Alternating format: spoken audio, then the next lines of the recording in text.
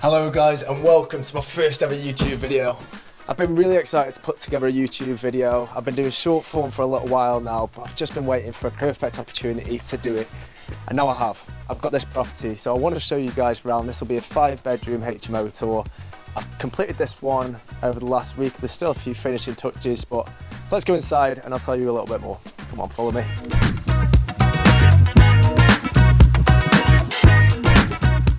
Okay, so we're stood by the front of the house now. We're here by the front door, so let me take you through this house, give you a full tour and show you how I've done this renovation to best make this HMO. So starting off with this big spaceship looking thing here. This confuses the hell out of me, but it shouldn't you, because I'm going to tell you what it is now. So it's a Wi-Fi box, and then we've got an individual Ethernet point hardwired to each bedroom, as well as having access points throughout the house. This house is huge, 120 square meters, so we've got access points, which means the Wi-Fi is boosted around the property. I'm going to box this in when I get an opportunity, and that's the last thing to do. We've got this fire panel. There's 3 stories in the property, which means that you have to have a fire panel. So this has to get checked every week. I'll probably get my cleaner to do that. Now I've got this here. This is the thermostat that I've gone for. So another important thing that you need to think about when completing your HMO is your heating. So this Inspire thermostat is a HMO specific thermostat, which means that I can also control the temperature from my phone, and I can boost the heating on and I can set times. But also there's a zone here for the tenants to control the temperature themselves. So now, before I take you into the first bedroom, this old corridor, when it was a 3-bedroom property, used to hold the living room and dining room behind this door. Now in true HMO fashion, I've converted this into 2 bedrooms. So let's have a look at the first one. Okay, so this is the first bedroom. This one rents out for £670 per calendar month and is just an ensuite room. There's no kitchenette in this one. This is the only bedroom without a kitchenette, and because it's got this huge bay window, and I love these bay window bedrooms, so I've managed to put this desk in there. But love these rooms. As a bare minimum, I put bedside cabinets, I put chest of drawers, and I put wardrobes in here. Now, what I normally do, or what I have done previously in other HMOs, is build up the furniture myself from places like IKEA. What I've not done this time is do that, because I hated it and it was absolute agony. So I've gone to a furniture company which have come here and fully put it together themselves, as well as making a little bit of bespoke furniture, which I'll show you later on in the video. So really happy that I did that, and it's something that I'll definitely do more of in the future. You know, putting a bit of delegation on external companies can really help you out. Another thing I like to do is put smart TVs in there. So in this one, I've got a 32-inch TV all throughout in every bedroom, and then I do have a communal space. So I put a 42-inch on that one. So these are the en-suites, and I like to fully tile the en-suites. I think it looks a lot more professional and it gives it kind of a premium feel. So I don't really like when the walls are just plastered and painted. I like to make sure they're fully tiled, and I think for maintenance and that first curb appeal, I think it's worth its weight in gold. Okay, let's go and have a look at the next one. Okay, so I'm going to tell you about these photos. So I must have a bit of an affinity for vintage cars, because in all of my HMOs, I've decided to go to Tesco and blow up these pictures of vintage cars and put them in these black and white frames, but I think it really does look good. So probably going to put some of these in my house. I don't know why I haven't yet, because I must really like vintage cars, but yeah, it's something I'll definitely do in the future. So on to bedroom 2. This is the first bedroom now with a kitchenette, so let's take a look in. So as you can see, similar layout, similar colour schemes, but this one's now got a kitchenette. So in these kitchenettes, I absolutely love them. I've gone for an induction hob. We've got units on top, units on the bottom, and we've got these Logic fridge freezers. Also, we've gone for a similar flooring in here that we have got in the kitchen and the hallway, which is Condean, so a really hard wearing flooring, and I've paid the money up front to get longevity in this property. So really happy with all these kitchenettes, Luke. We've got an extractor fan just above, and I've only had nothing but people saying good things about it, so really chuffed a bit. What I didn't mention is I like to go for beds with storage underneath, so they're hollow at the bottom, which means there's more storage for the tenants. And then another thing to mention in this room is, in the first bedroom, you may remember that we had square en-suites, whereas in this one, I've decided to go for a pentagon en-suite. So having these angled walls means that it doesn't take as much space from both lengths of the wall that it's attached to, which means that I can fit a bed in there, but also a kitchenette along this wall. Again, something that I trialed in this HMO, I've not done before, but actually really like, and I think inside it just looks way bigger. so I'm chuffed to bits with how it looks. Now, another thing to mention is originally there were some absolutely horrible chimney breasts in this property. This is what they look like. So we had chimney breasts on the walls. So to manage the space within the rooms and make sure that I could fit as much in these rooms as possible, one of the first things that I did when I come into the property was get a structural engineer here to do calculations and then put steel in the top bedroom and take the chimney breasts out. So now we're left with a really nice space in the room, and we've maximised what the actual square meterage is to become a reliable HMO. So this is a little utility space.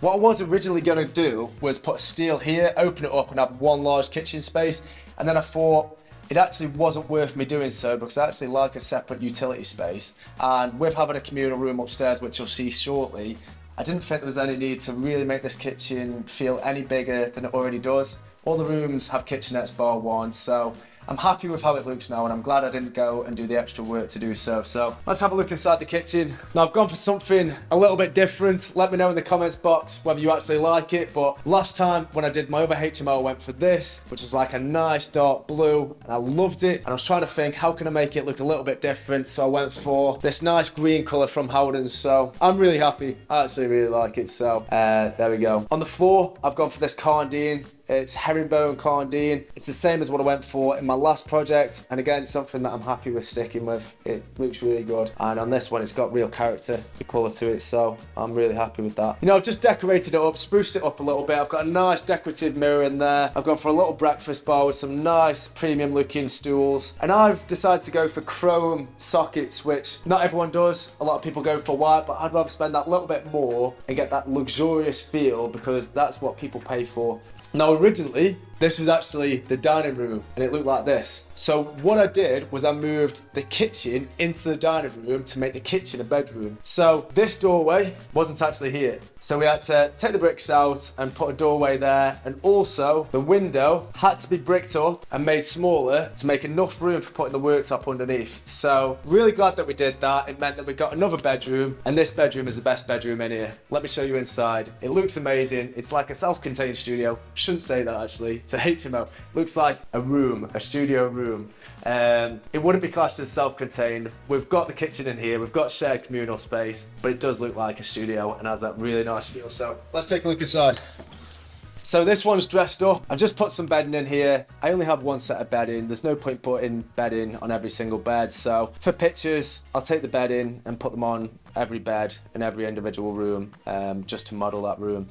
So I've got this one modelled at the minute, but I love this room. It looks like a studio. It's got a really nice feel, and the main reason for that is because it's got this separate entity just here, which holds the ensuite and the kitchenette separately. So I'll show you inside in just a sec. I've made these really bespoke and nice little desks. So there's one just here, which looks really good. And I just think it looks really good. This was actually the back of the property. So the property ended here. There was a door just here, because this was the original kitchen, which looked like this. And we've bricked up that door, and now we've gone into an outbuilding, created a full ceiling, and made it into this kitchenette and ensuite. Just imagine that. You can just be stood here, I don't know, putting your eggs on, putting your scrambled eggs on. By the time you get out your shower, you can check your eggs. Or have a and check your eggs, I don't know. Well, let's go upstairs. So I got the HMO officer to come round the other day to do his final inspection. There were a few things that he mentioned, so I'll just mention them to you now. So one of the things was to put a handrail up. So I put a handrail up on the left-hand side just here. And then another thing was the spindles. So he asked for the spindles to be less than 100 mil apart. So I had to create a new set of spindles for the actual handrail. I've just got a fire break point here.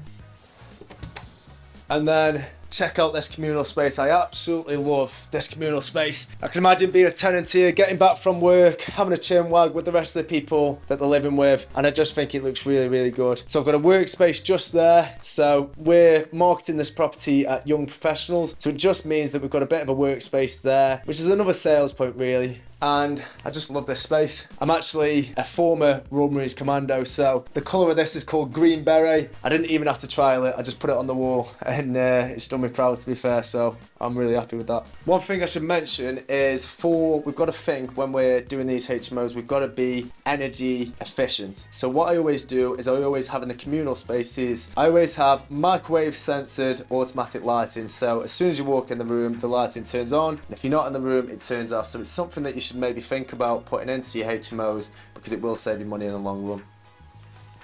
Just whilst we're passing, I'm going to show you this second story room. So this is a really good use of space. Actually, before we go up there, I could have made this into a 6-bedroom, and I was kind of hoping that I could have used this as an ensuite. What I didn't do was take a video when I originally walked around this property, so I thought that this room was on this side of the staircase, so the staircase led up to this, in which case I was going to put a door here and have this whole section, the communal room, as a bedroom, because it was about 10.5 square meters, and then this second story as an ensuite. Obviously this is why you've got to take videos, and going forward that's what I will be doing, but I didn't have one of this property. Now there are a few reasons why I can't do that as well now, but it is food for thought. Make sure that you film every single house viewing that you do, and I will be going forward as well. But we've actually utilised this space really well, so watch your head.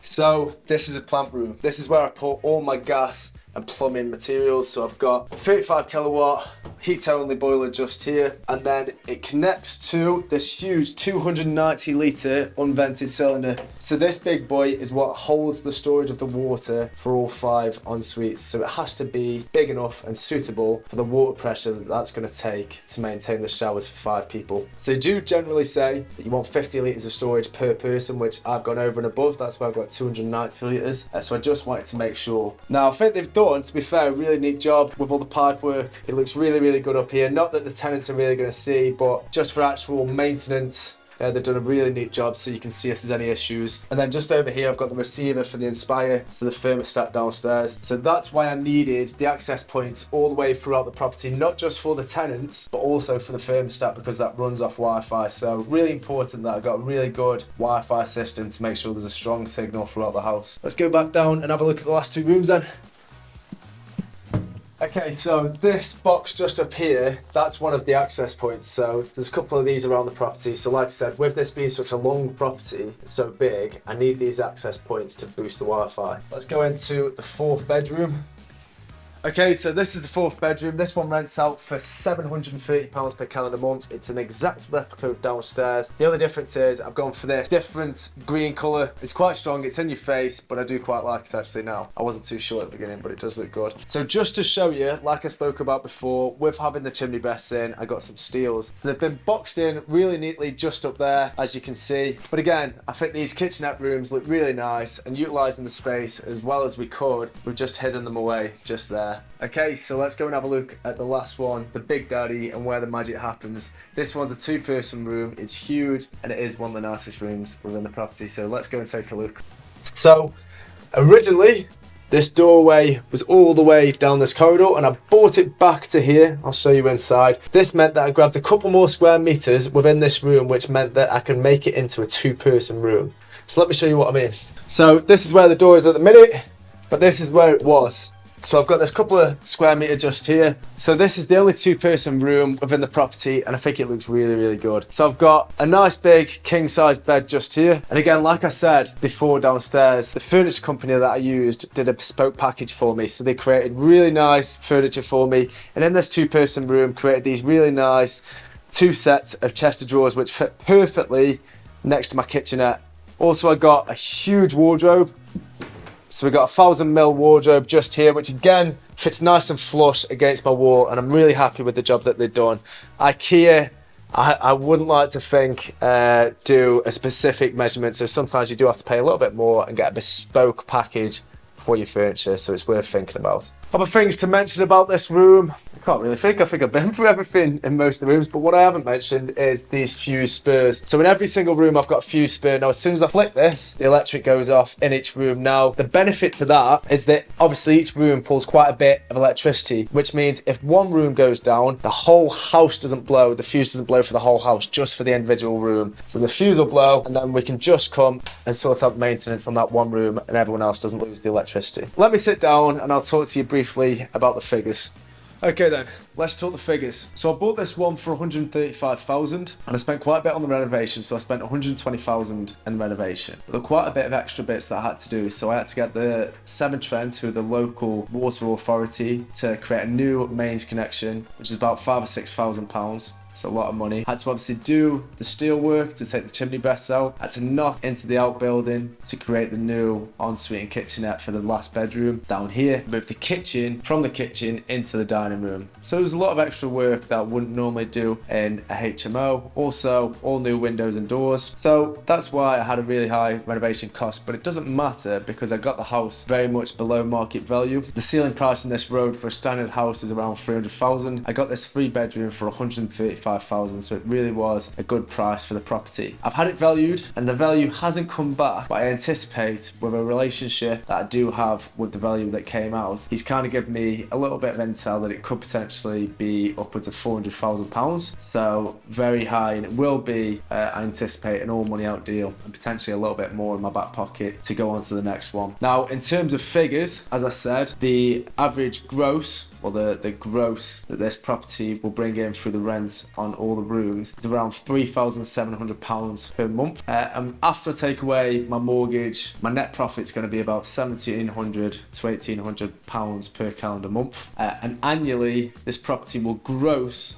around £44,000 per year, or just over, looking towards £45,000 per year. So it's a really high income property, hence getting a really high commercial valuation on the back end. And I think it's been a great project. We got this one done in around 15 weeks, so I couldn't be happier with how it's gone. Like I said, I've just advertised the property, so over the next few weeks we'll see what the rental demand is, but I anticipate that this will rent out really fast in the condition it's in. So I really hope you guys have liked today's video, and if you've got any questions, then please put them in the comments box and I'd be happy to answer them. So like I said, I'm new to YouTube. This is the first video that I've ever done, and if you did like it, I'd really appreciate it if you could give me a like. I'm going to plan on doing a lot more videos like this, how-tos, tours, and show you how I became a successful property entrepreneur. So if you are interested, then please do give me a subscribe, and I look forward to seeing you on the next video.